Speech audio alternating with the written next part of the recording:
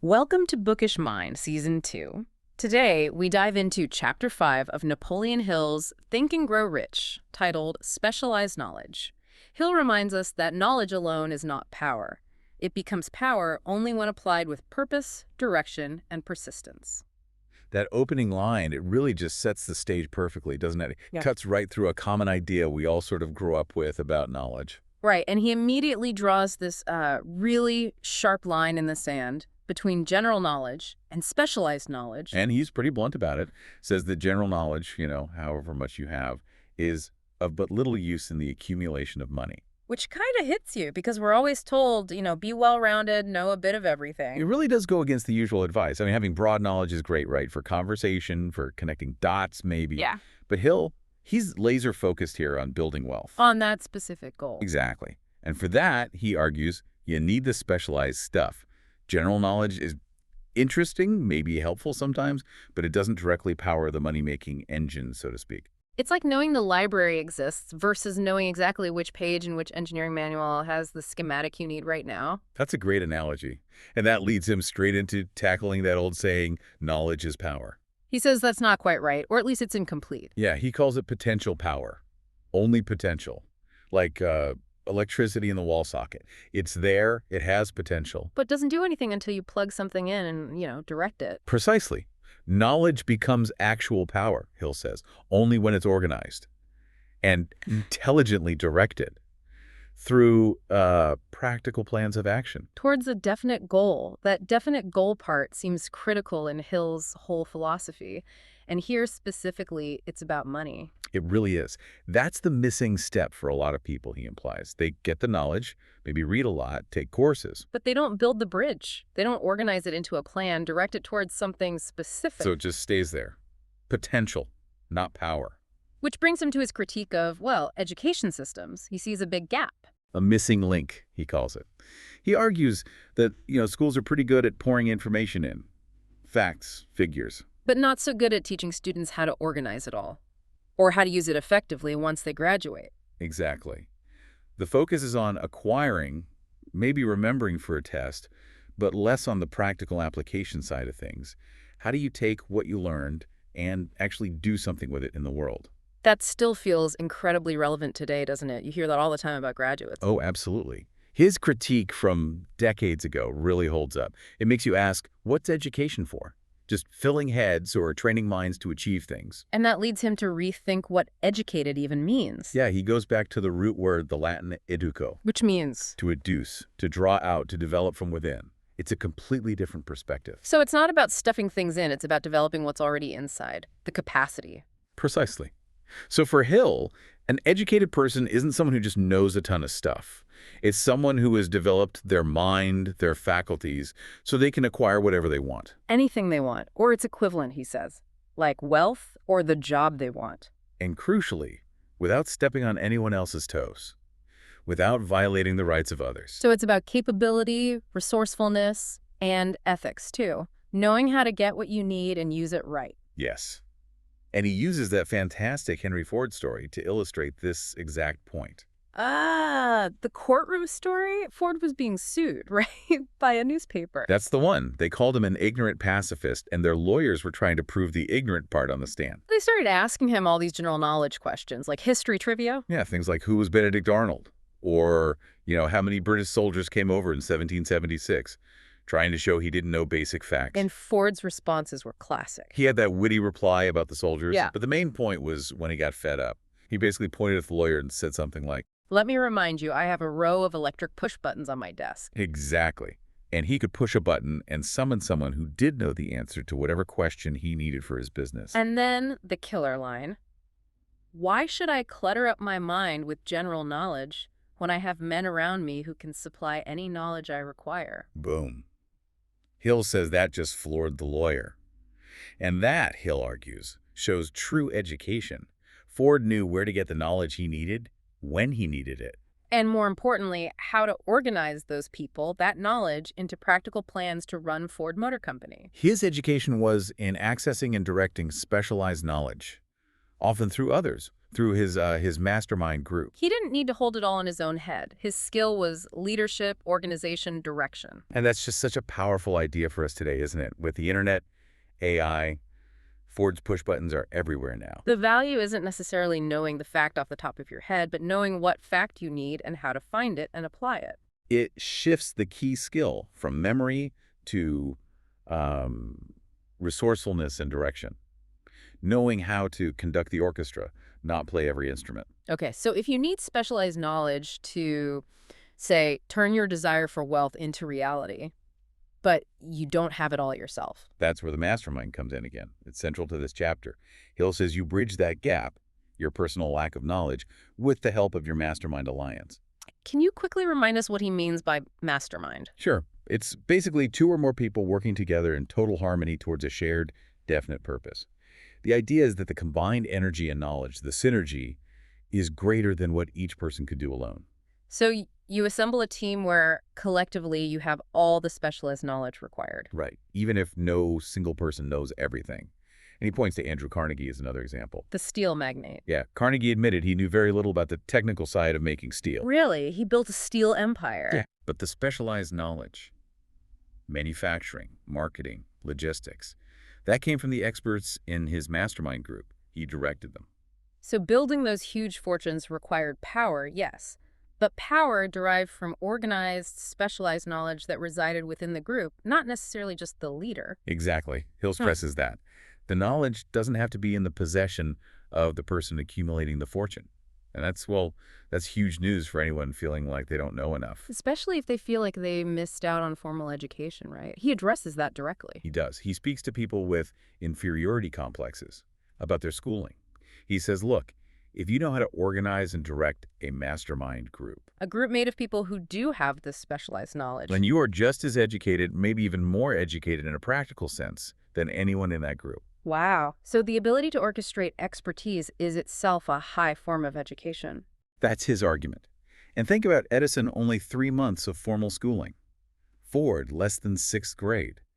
They succeeded because they mastered getting, organizing, and applying specialized knowledge, often through others. It really challenges the idea that diplomas are the only measure of effective knowledge. And he'll make this interesting point that the actual specialized knowledge itself, it's often quite abundant and relatively inexpensive compared to its potential value. He jokes about university payrolls showing how much expertise is out there. Right. The knowledge is available. The bottleneck isn't a lack of information.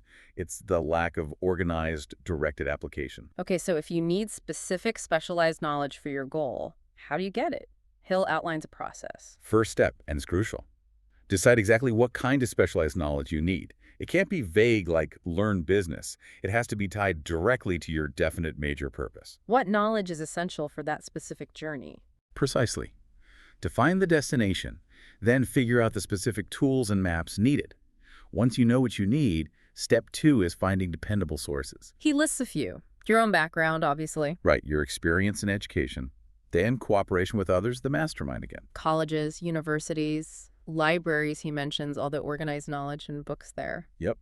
And special training courses like night schools or home study correspondence schools. But no matter where you get it from, You have to organize it and use it through practical plans. For that definite purpose, acquisition isn't enough. the value is purely in the application towards a worthy end. He's really clear on that. That's why he suggests some college degrees representing just miscellaneous knowledge aren't always highly valued. They show you learned stuff, but not necessarily that you can apply it purposefully. So if you're thinking about more schooling, first figure out why you need the knowledge, what specific knowledge, and then find the best source for it.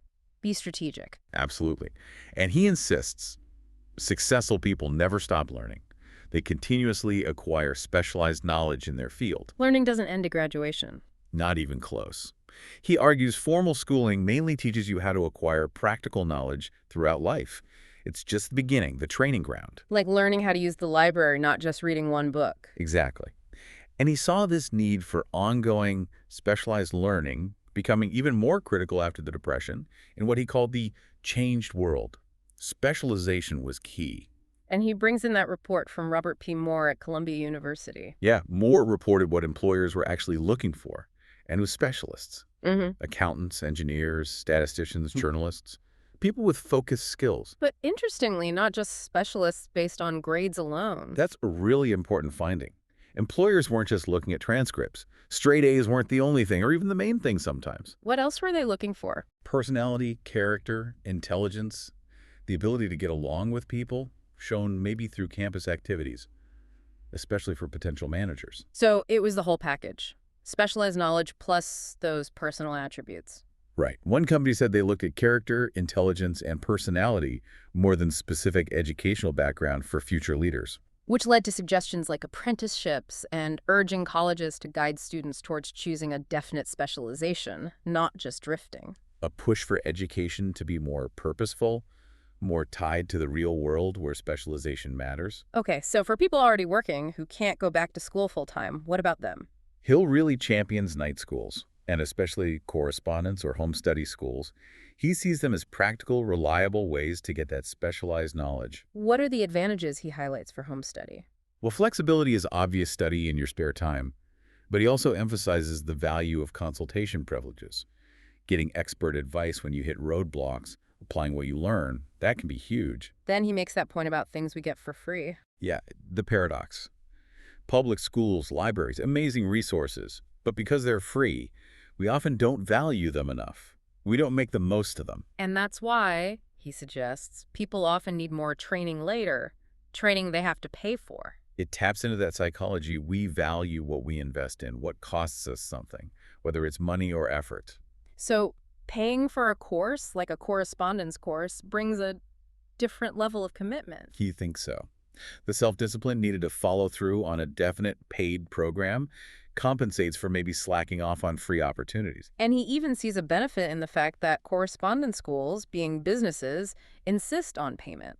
It sounds odd, but his point is that having to pay the bills, whether you're doing the lessons or not, kind of forces you to stick with it. You want to get your money's worth. So the collection system itself becomes a form of training. Invaluable training, he says, in decision-making, promptness, taking action, and crucially, the habit of finishing what you start. These are success habits. And he shares his own story about this, right? An advertising course. Yeah, he took one years ago, stopped doing the lessons, but the school kept billing him. They were persistent. So he was forced to pay anyway. And decided, well, if I'm paying, I might as well finish the course and learn something. And looking back, he realized that being forced to finish by the billing department was actually a key part of his training. It built discipline. Exactly. That follow-through, combined with the advertising knowledge, Mm-hmm. really helped him later on.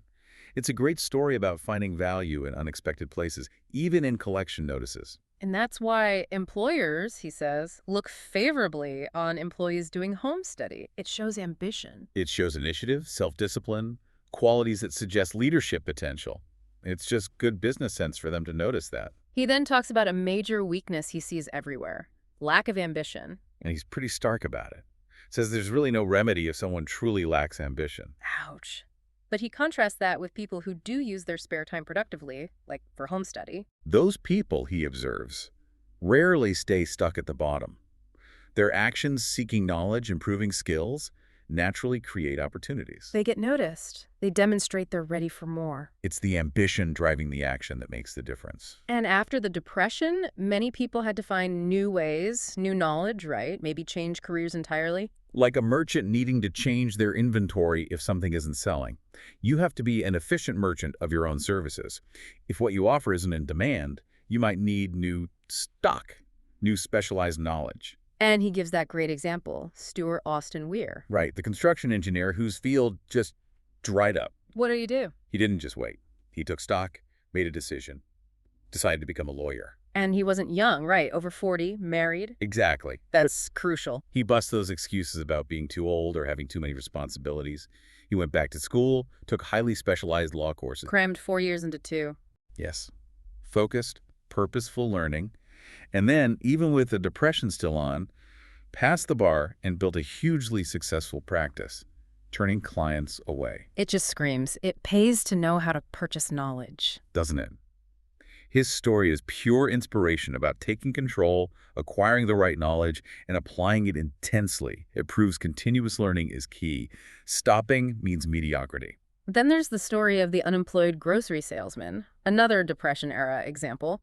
Lost his job, Had some bookkeeping background. What did he do? He leveled up, took an accounting course, learned about modern equipment. But the real genius was the idea he had, wasn't it? Instead of trying to get one job, he decided to serve lots of small merchants, handle their bookkeeping for a small monthly fee each. Volume business.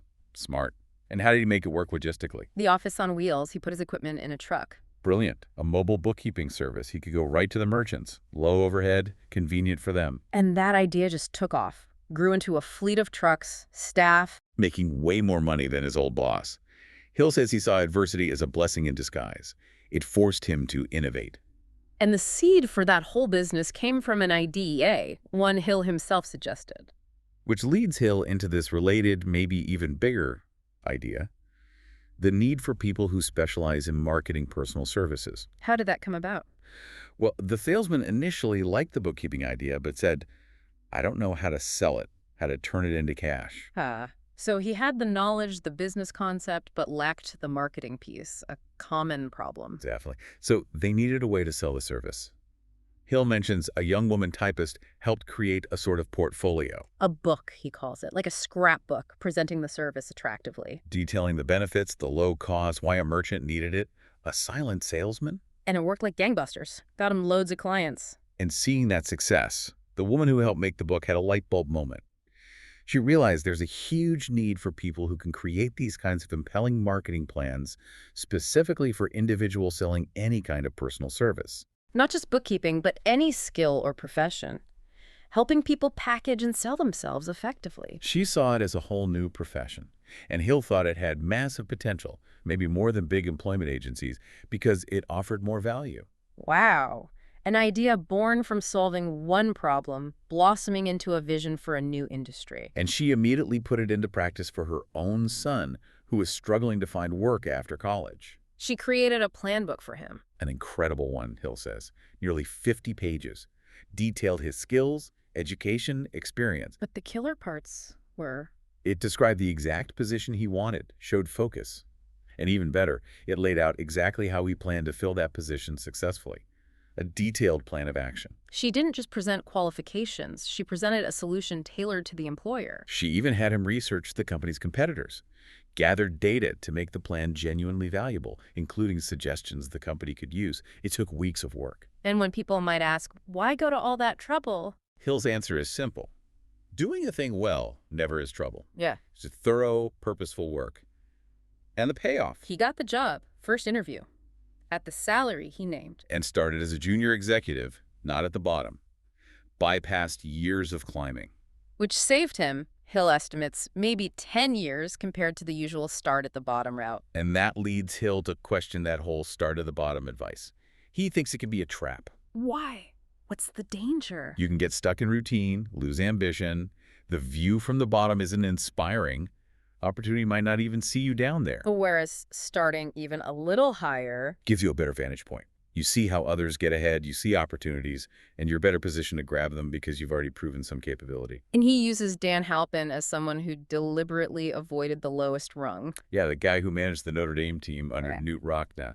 That association with a winner probably fueled his ambition. He took a commissioned sales job for hearing aids during the Depression, a starting point. But he didn't stay there. He was dissatisfied and did something about it. Aimed for assistant sales manager. Got it. And that visibility got him noticed by the competition. A.M. Andrews, chairman of Dictograph Products. Andrews saw his potential, hired him as sales manager, tested him by leaving him in charge for months. And Halpin nailed it, rose incredibly fast. Vice president and general manager in just over 6 months. A role that usually takes a decade. How? Imagination, ambition, refusing to compromise, leveraging his skills. And Hill emphasizes the power of habit again. Associating with winners like Rockne probably built a habit of aiming high. Hero-worshipping winners can be beneficial, he suggests. He even advised his own son to take a lower-paying job with Halpin, just for the association. Because being around someone with that drive, that refusal to accept limits, is an asset more valuable than money sometimes. It rubs off on you. So planning to bypass the drudgery of the bottom, like the woman did for her son, makes a lot of sense from Hill's perspective. Absolutely. And he brings it back to the huge ongoing need, especially after the Depression, for better ways to market personal services. Billions are spent in this area. He thinks this idea, the profession of marketing personal services, could be a massive opportunity for listeners, even bigger than something like Woolworths, potentially. He suggests using the mastermind principle. Get a writer, someone good with visual typing, and a promoter together. You could build a business quickly. And the woman who started it, she's thriving, getting clients nationwide, building a team. And she's so confident she takes a percentage of the increased pay she gets for her clients. That's putting your money where your mouth is. And her plans benefit the employer, too, by showing the real value the person brings. It's not just spin. Right. It's about effectively packaging and presenting genuine specialized knowledge and capability. How she does that so well is her secret sauce. But the core idea is there for the taking. He offers it as a stimulus, an idea for listeners with imagination. High income potential, maybe less formal training time than some professions. Applicable to executives, managers, anyone needing to market themselves better. Because ultimately, there's no fixed price on a great idea. Specialized knowledge is everywhere, relatively cheap, but good ideas. Much scarcer. So people who can combine that available knowledge with imagination and an organized plan, they're in high demand. That's where the real value creation happens. So this chapter is really about activating knowledge, isn't it? Taking it from passive potential to active power through ideas, plans, and often collaboration. Absolutely. The idea is the spark. Specialized knowledge is the fuel. Organization and action make it go. Okay, so wrapping up our look at Chapter 5, the big takeaway seems clear. Specialized knowledge is vital, but just having it isn't enough, is it? Not even close. Its power comes from organizing it, applying it, usually mixing it with imagination, and directing it through a solid plan. Hill's educated person knows how to get and use knowledge effectively and ethically. We saw it with Ford using his team. We're changing careers with focused learning. The salesman's mobile office idea. The woman creating a whole new service marketing people. Halpin's rapid climb. In every case, it was active, purposeful doing with knowledge, not just knowing. So for you listening, it really prompts some reflection, doesn't it? How are you using your specialized knowledge right now for your main goal? And what specific knowledge are you maybe missing? Where can you get it? Mastermind, course, research, and crucially, what's your plan to organize and apply it? And maybe the most provocative question. If knowledge is abundant, what idea can you combine it with to create real value, maybe even find your own path to riches? Lots to think about there. It's about moving from just knowing to actively creating. Absolutely. Until next time, keep planning, keep learning purposefully, and keep mixing that knowledge with imagination and decisive action.